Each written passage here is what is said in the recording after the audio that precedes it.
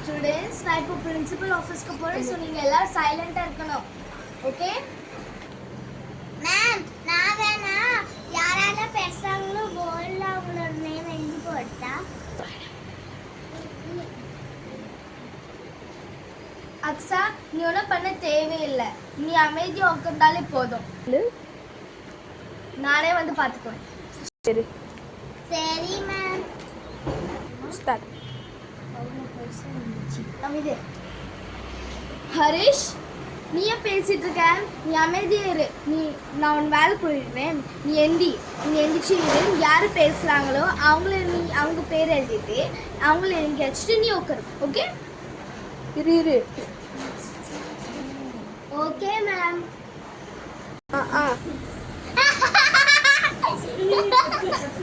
Start. ஏய், நீ எந்திரிச்சு நில்லு. நீ பேசிட்டு இருந்தால.